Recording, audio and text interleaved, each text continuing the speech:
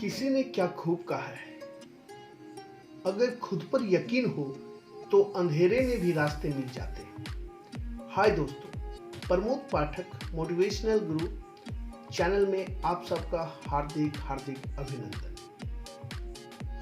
भरी बरसात में उड़ के दिखा ए माहिर परिंदे, खुले आसमान में तो तिनके भी सफर किया करते हैं। दोस्तों, आज मैं अभिभावक कैसे हो का पार्ट 2 लेकर आपके पीछे। मैं अभिभावकों से कहना चाहता हूँ, अच्छे माता पिता बनिए आप और बच्चों में उगती पनपती आदतों पे ध्यान दीजिए।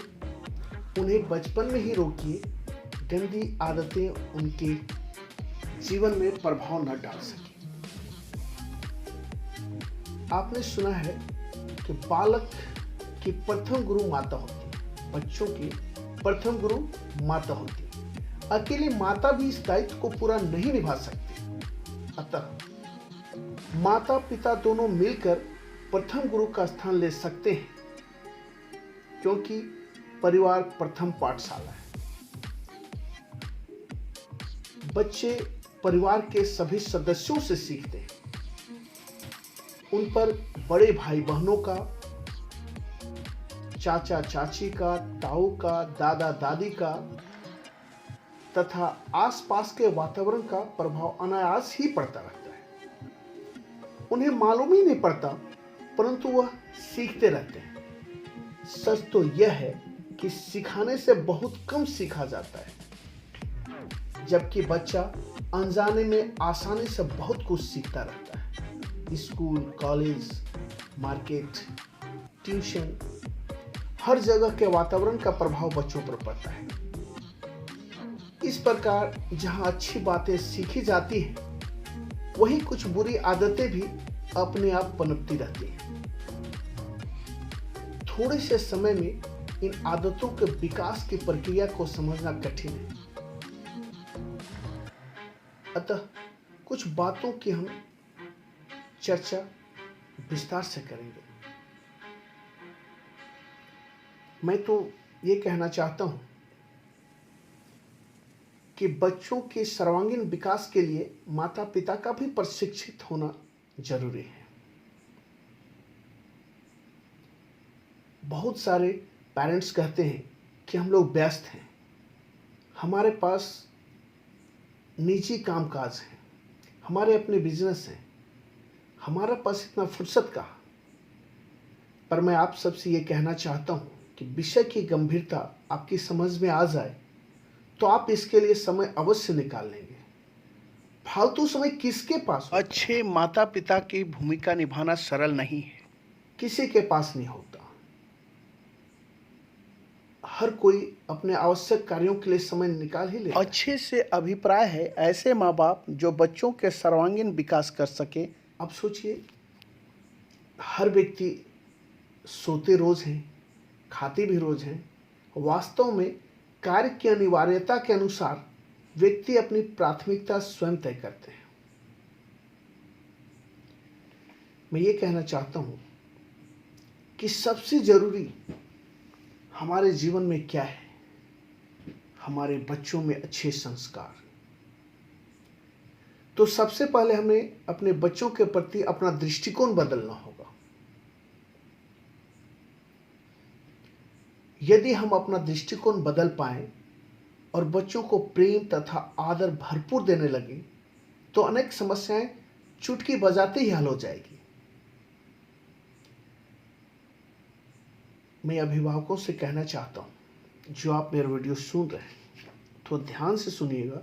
ये कोई नया विषय नहीं है, हम सभी इन बातों को जानते हैं, लेकिन काम की व्यस्तता के कारण इस ओर ध्यान नहीं दे पाते।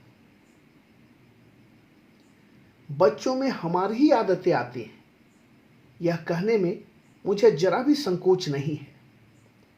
कई बार प्रत्यक्ष हमारी आदत नहीं होती तो हमारे कारण विकसित होते हैं। अतः बच्चों की किसी भी आदत से आप कुंठित ना हो, नाराज ना हो, उन पर क्रोधित ना हो। बच्चे गलतियां करेंगे, उन्हें गलती करने का अधिकार भी है, लेकिन हम बड़ों का यह दायित्व है कि उनकी गलतियों पर ध्यान दें, उन्हें प्यार से समझाएं। थोड़ी बहुत डर होना भी जरूरी है। क्रोध से सुधार की संभावना समाप्त हो जाती है। बालकों को घर की फुलवारी समझकर कोमल पौधे की तरह उनकी देखभाल करनी चाहिए।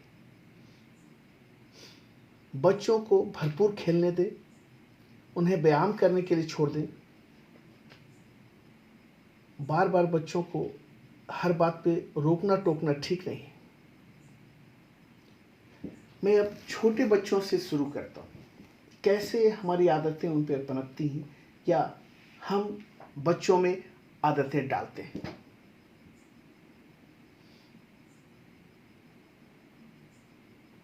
जैसे बालके, जो छोटे बालक होते हैं, घरों में बच्चे होते हैं, उनकी माँ या दादी ऐसा कहते सुना जाता है कि हमेशा कहते रहती, बच्चा को मेरी गोदी का आदत हो गया।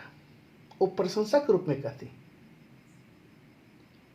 कभी निंदा के रूप में बच्चों को इस आदत का वर्णन करती रहती, हमारा बिल्लू तो गोदी की बिना चलता ही नहीं, कहीं भी जाओ इसे गोदी पहले चढ़ाओ।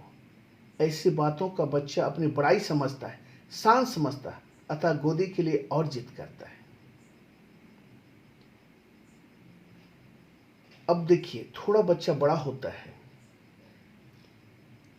और वह किसी चीज को के लिए हट करता है। अब घर के लोग क्या कहते हैं, हमारा पिंटू को कोई एक चीज देकर मांग के तो देखो, रो रो कर जान दे देगा, पर किसी चीज को वो अपने हाथों से दूसरों को नहीं देगा। अपने पिताजी को भी नहीं दे सकता है, इतना जिद्दी है। बस पिंटू की आदत बन गई, वह बड़ा होकर भी वैसा ही रहेगा, जिद्दी।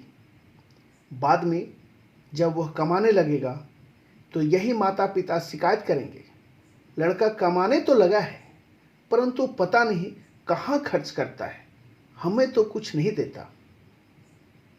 पर दोस्तों, जो आदत बचपन से बन गई और वो पूरी तरह से पक गई है, अब उसका इलाज कैसे हो सकता है। अब देखिए, कई पेरेंट्स गांव जाते हैं और बच्चों को खुली छोड़ देते हैं। गांव के माहौल में बच्चा घुल मिल जाता है और जब वह गांव से लौटता है तो गांव की भाषा बोलने लगता है। वास्तव में बच्चों के मुंह से ऐसा मधुर बातें सुनने में अच्छे तो लगते हैं, उस ओर ध्यान नहीं दिया गया तो बच्चों को प्रशंसा मिली और बच्चा ऐसा ही बोलना सीख जाएगा। धीरे धीरे वह यही आदत उन पर पनपने लगेगी।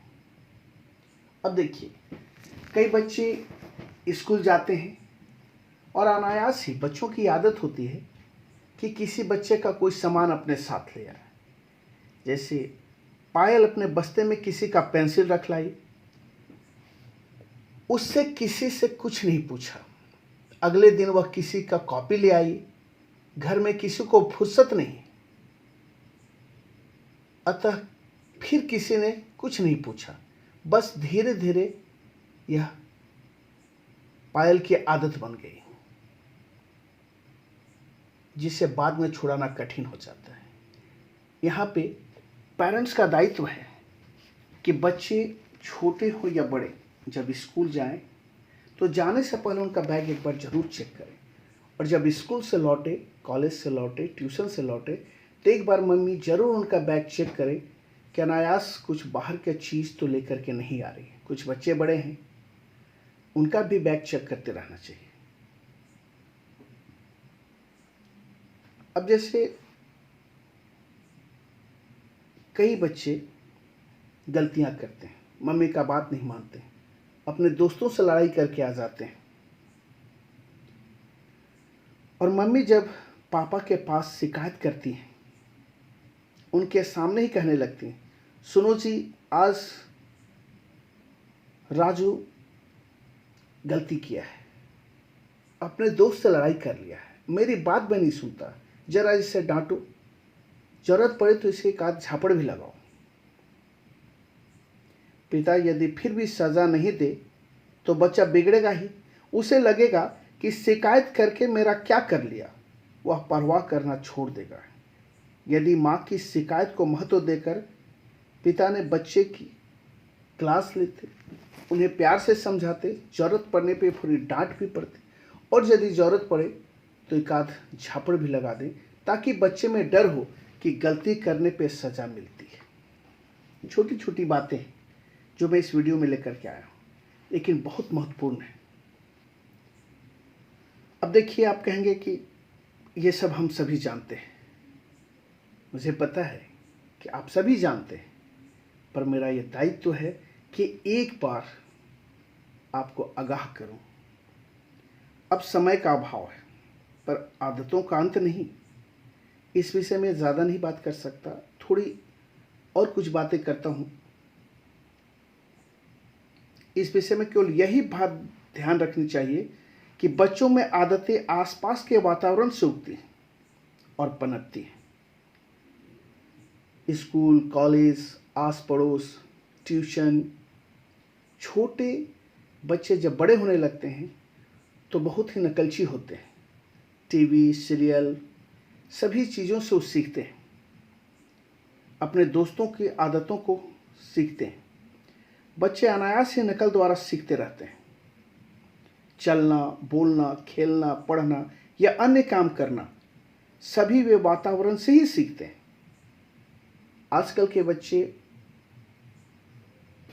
पिक्चरों के नायक नायिकाओं को, हीरो हीरोइन को अपना आदर्श मानते हैं, उनके जैसा नकल करना शुरू करते हैं। कॉलेज के लड़के भी अपने आप को किसी एक्टर या एक्ट्रेस का हमशक्ल समझते हैं, चाहते हैं कि मैं भी उनके जैसा ही बनूं। सभी वे वातावरण से सीखते हैं। अतः वातावरण, माता पिता, दादा दादी, घर के सदस्य, पड़ोस का भी भारी प्रभाव होता है। स्कूल, कॉलेज का माहौल का भी काफ़ी प्रभाव होता है, और ये सब मिलकर ही वातावरण बनाते हैं। इस वातावरण के निर्माण में सावधानी बरतनी पड़ेगी। आप बच्चों को श्रेष्ठ बनाना चाहते हैं कि आपके बच्चे बड़े होकर एक श्रेष्ठ व्यक्ति बने, महान व्यक्ति बने, तो उन्हें श्रेष्ठ वातावरण देना होगा। अब देखिए, कई घरों में आपस में पति पत्नियां लड़ाई करते हैं, मारपीट करते हैं, भाई भाई आपस में लड़ते हैं, वे बच्चों को गालियां सिखाते हैं। क्योंकि सिखाते हैं मतलब है कि जब वो आपस में लड़ाई करेंगे, गाली गलौज करेंगे, तो बच्चों को गालियां सीखने से रोक नहीं सकते। कई बार विपरीत प्रभाव भी देखा गया है। कई बार ऐसा देखा गया है कि जब माता पिता एक्सरसाइज करते हैं, योगा करते हैं, पड़ोस के अन्य लोगों के कार्यों में सहयोग करते हैं, सामाजिक कार्यों में भाग लेते हैं, भजन कीर्तन करते हैं, तो बच्चे भी इन आदतों को सीखते हैं और वे भी व्यायाम करने लगते हैं, खेल में जाने लगते हैं, पूजा पाठ में ध्यान करते हैं, पढ़ाई में ध्यान लगाते हैं। अतः पिता या माता की सामाजिकता की प्रतिक्रिया स्वरूप वे भी सामाजिक कार्यों में भाग लेने लगते हैं। जिनके माता पिता घर में 2 घंटा बच्चों के साथ उनके लाइफ के बारे में डिस्कस करते हैं, उनका लक्ष्य के बारे में डिस्कस करते हैं, आज स्कूल में क्या पढ़ाई हुआ, ट्यूशन में क्या पढ़ाई हुआ, आपने कितना होमवर्क किया, क्लास वर्क किया, इन सारी चीज़ों को समय निकाल कर देखते हैं, उनके बच्चे कभी भी भटकते नहीं। उनके बच्चे ये समझते हैं कि हमारे ऊपर माता पिता का गाइडलाइन है, यदि मैं कुछ गलत करता हूँ तो पिटाई पड़ेगी, और वे बच्चे जीवन में अच्छी आदतें सीखते हैं। मैं ये कहना चाहता हूँ कि घर में भरपूर सुख होता है, भला कोई सन्यासी क्यों बनेगा। मैं किसी को सन्यासी बनने की सलाह नहीं दे रहा, मैं बस इतना कहता हूँ कि आप अपने काम काज में व्यस्त रहें, जीवन के हर कार्य को आप करें, जीविकोपार्जन करें, बिजनेस करें, लेकिन कुछ समय अपने बच्चों के लिए भी निकालें, क्योंकि यही बच्चे हमारे देश के भविष्य हैं। हमारे आने वाले समय में ये हमारे सहारा बनेंगे, हमारे जीवन की लाठी बनेंगे। तो हमें अभी से ही इन्हें अच्छे संस्कार देना होगा। परस्पर सहमति, सहिष्णुता, प्रेम से ही शांति रहती है। अतः घर में आप अच्छा माहौल बनाएं, क्योंकि हमारे प्रेम और झगड़े का हमारे बच्चों पर लगातार प्रभाव पड़ता है। तो माता पिता स्वयं ही संयमित रहें और बच्चों के लिए आदर्श बने, क्योंकि हर बच्चे का आदर्श उनके माता पिता और गुरु होते हैं। तो मैं एक बार अंत में ये कहना चाहता हूँ कि यदि माता पिता और गुरु ये ठान ले तो समाज को एक स्वस्थ वातावरण दे सकते हैं और बच्चों में बनने वाली आदतों को सुधार सकते हैं।